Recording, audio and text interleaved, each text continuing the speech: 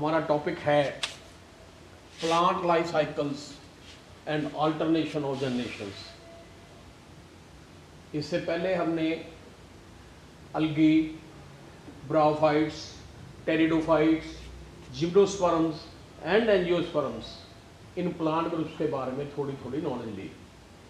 एक interesting point है कि in plants both the haploid and diploid cells divide by mitosis. If it is a haploid cell and it undergoes mitosis, it will produce a haploid plant body, and if it is a diploid cell, it will divide by mitosis to produce a diploid plant body. So diagrams की form में मैं आपको ये point explain करना चाहता हूँ। Late us से हम ये हैप्लॉइड सेल ले रहे हैं।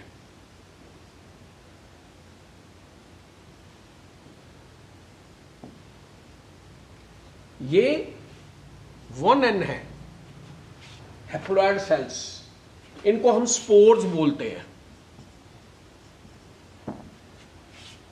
अब इनमें से एक स्पोर हम ले लेंगे।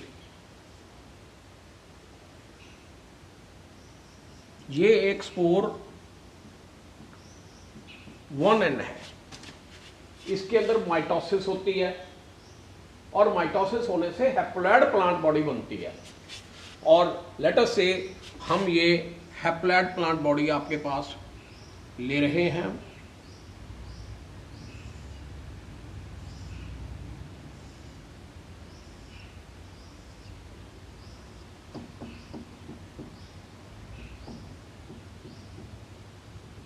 इसका हर सेल जो है वो 1n है।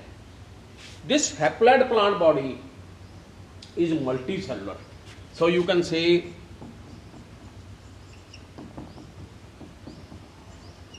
Multi cellular haploid plant body. और कैसे प्रोड्यूस हुई? By mitosis. एक हैप्लॉइड सेल ने माइटोसिस करके एक मल्टी सेलुलर प्लांट बॉडी बना लिया, जिसको हम हैप्लॉइड प्लांट बॉडी बोलते हैं। अब ये हैप्लॉइड प्लांट बॉडी द्वारा फिर माइटोसिस द्वारा गैमीट बनाएगी।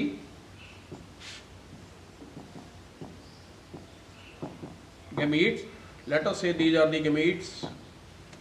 गैमीट्स क्या हुए? 1n, क्योंकि प्लांट बॉडी क्या है? 1n। और गैमीट्स कैसे बने? By the process of mitosis.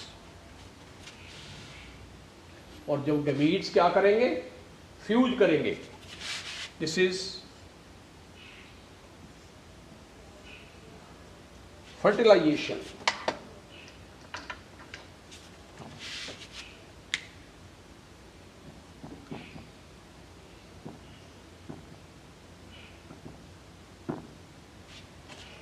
जब ये फर्टिलाइज करेंगे तो naturally 1n and 1n fuse करेंगे तो क्या बनेगा? 2n। And what is that? This is 2n zygote, and this zygote will again divide by mitosis.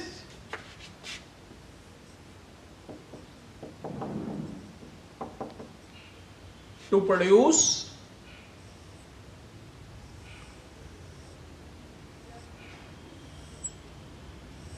let us say this body.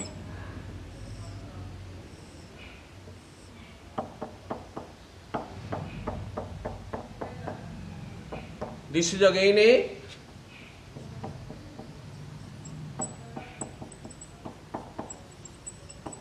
multicellular plant body. कितने n है? 2n।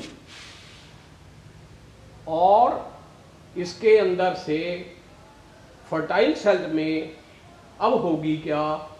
Meiosis. यहां पर हम लिखेंगे, let us say we are writing like this in a box.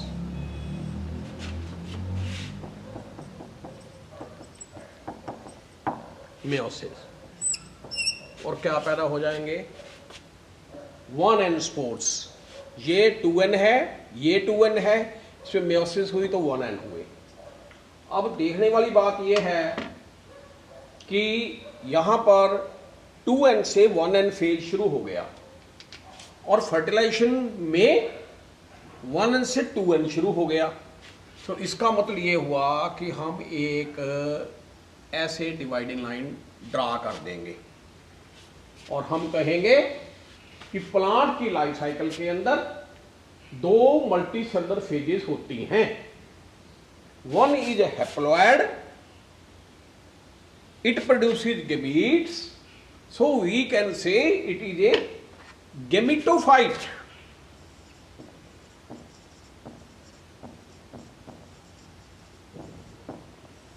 जो कि gamete पैदा करती है। And the gametes on fusion they produce the zygote which is 2n, उससे 2n प्लांट बॉडी पैदा होती है और ये 2n प्लांट बॉडी क्या पैदा करती है बेटे? स्पोर्स। इसलिए इसका नाम हम रख देंगे क्या?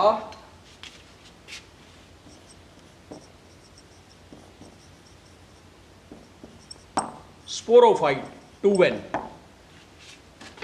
This generation is sporophytic generation and this generation is gametophytic generation. So you understand, in the life cycle of sexually reproducing plants there are 2 phases in general. One is gamete producing haploid phase, this one,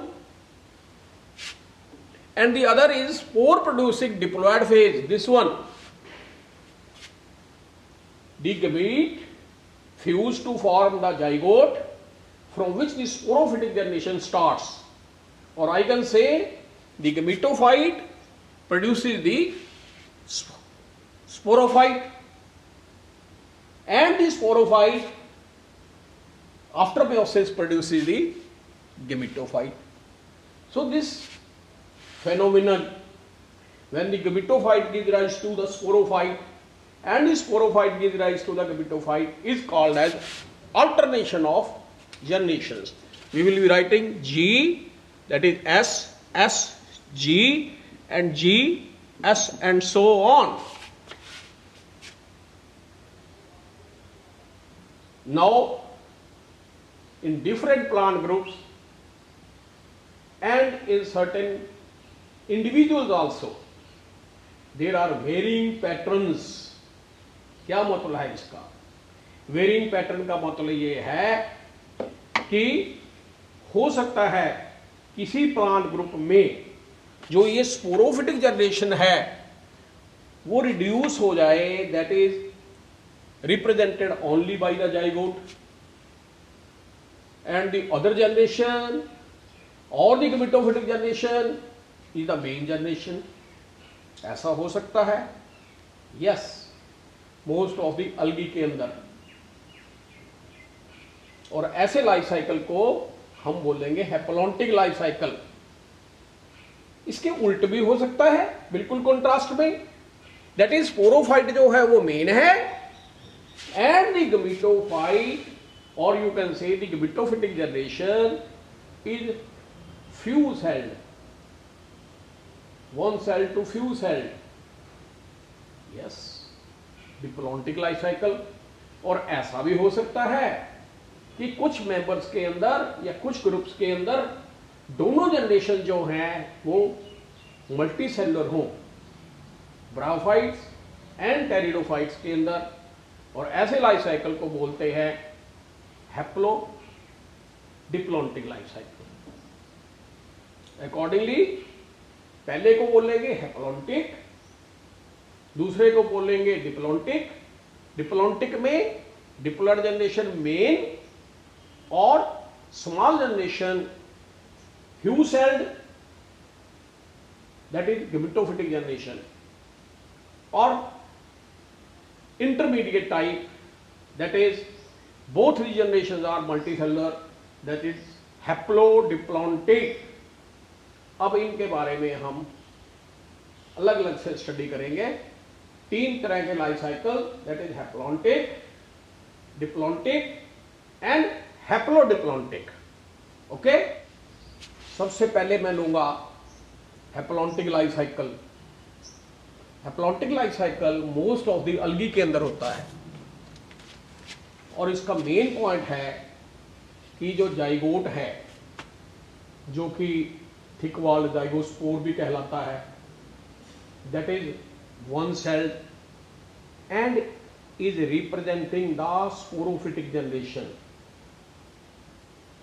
जो multicellular sporophyte है वो absent है और जो इनका gametophyte है वो photosynthetic है, फ्री लिविंग है और डोमिनेंट है।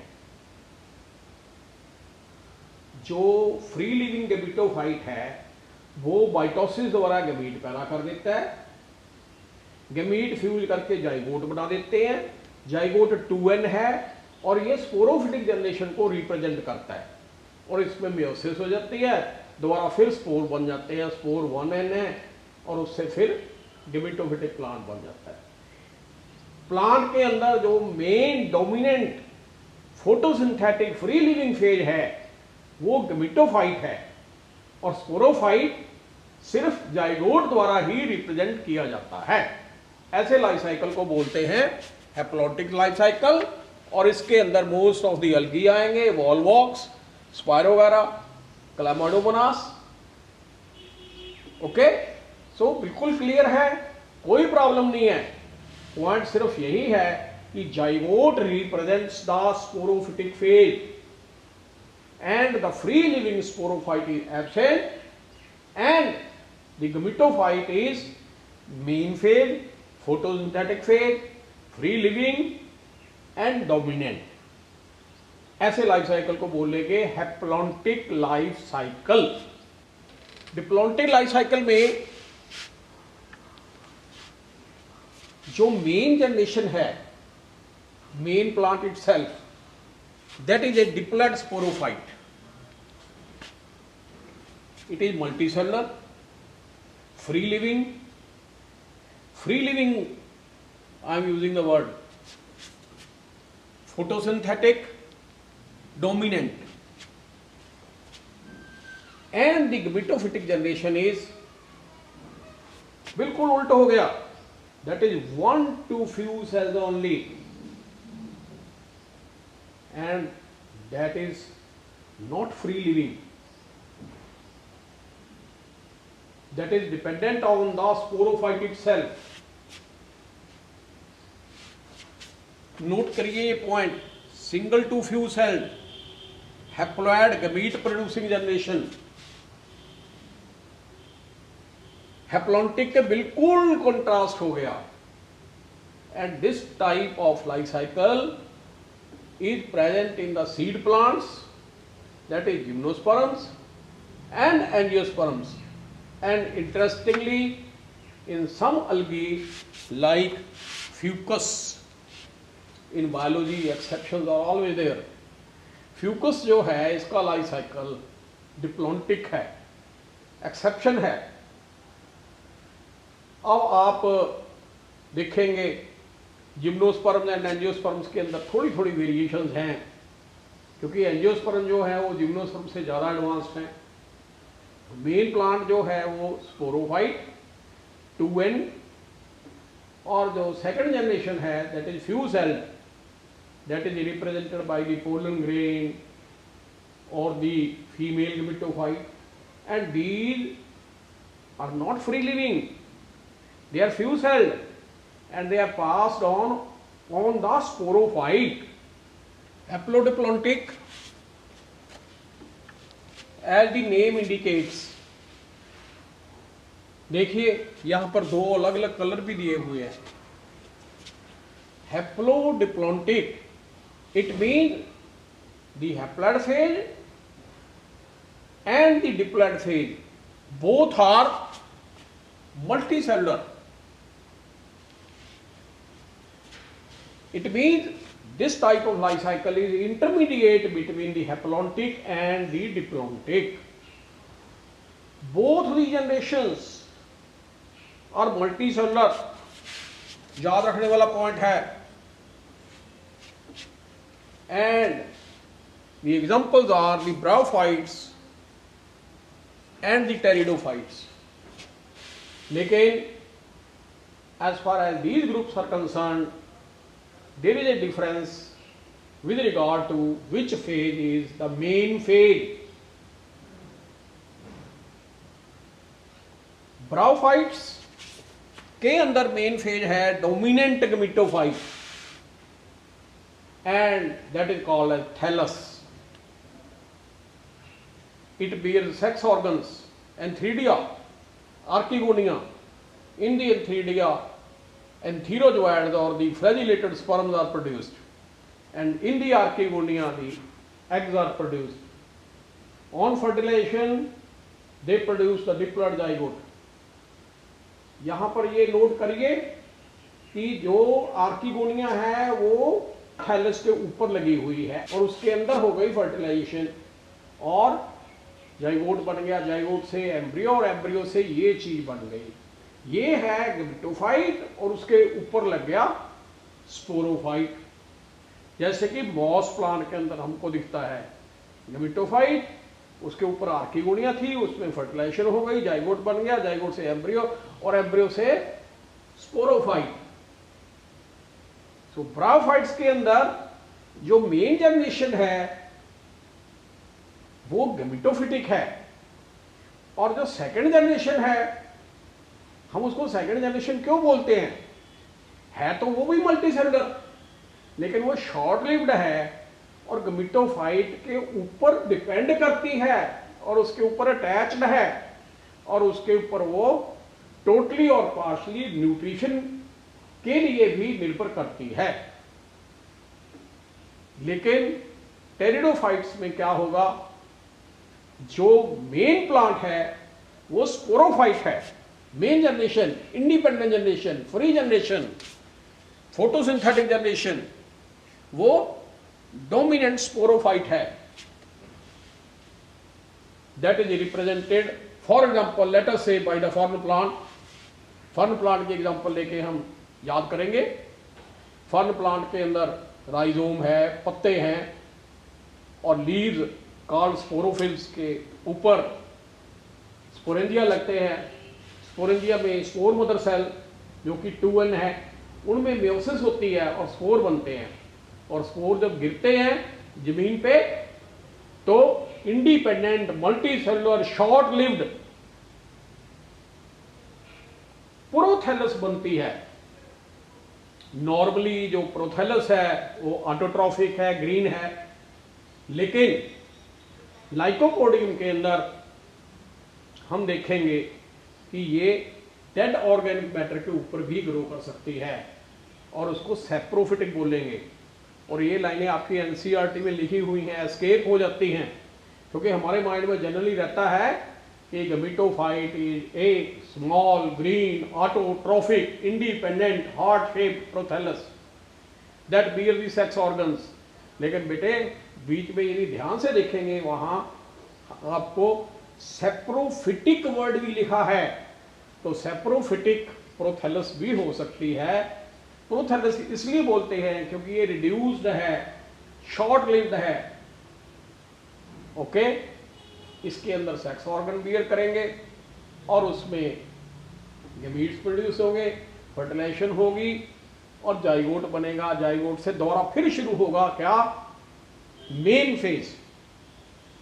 सो ब्रायोफाइट्स एंड टेरिडोफाइट्स के अंदर दोनों फेज मल्टीसेलुलर होते हैं, लेकिन ब्रायोफाइट्स एंड टेरिडोफाइट डिफर करते हैं with regard to which phase is dominant. Bryophytes के अंदर गमीटोफिटिक फेज डोमिनेंट है और टेरिडोफाइट्स के अंदर स्पोरोफिटिक फेज डोमिनेंट है। तो अच्छी तरह से आपको ये लाइफ साइकिल समझ आ जाने चाहिए। थोड़ा थोड़ा आप इनके बारे में अकाउंट देखते जाओ और ये एनसीईआरटी की पिक्चर जो है ये भी आपने क्लियरली अंडरस्टैंड करनी है। और उसके बाद में लास्ट जो है वो पॉइंट मैं आपको और बताना चाहता हूं, वो ये है कि अलगी के अंदर हम थोड़ा सा और मेंशन करेंगे। अलगी के अंदर क्या होता है याद करो। मेनली अलगी के अंदर लाइफ साइकिल जो है वो हैप्लॉन्टिक है अलगी के अंदर, मेनली हैप्लॉन्टिक है, और फ्यूकस के अंदर मैंने बताया था डिप्लॉन्टिक है। और अब और लेंगे, दैट इज कुछ अलगी के अंदर जैसे कि एक्टोकार्पस है,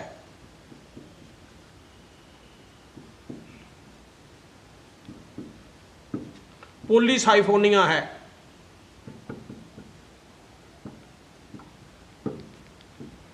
और कैल्प्स है, मोस्ट ऑफ द ब्राउन अलगी। इनके अंदर क्या होता है, हैप्लोडिप्लॉन्टिक लाइफ साइकिल होता है। यही देखने वाली बात है।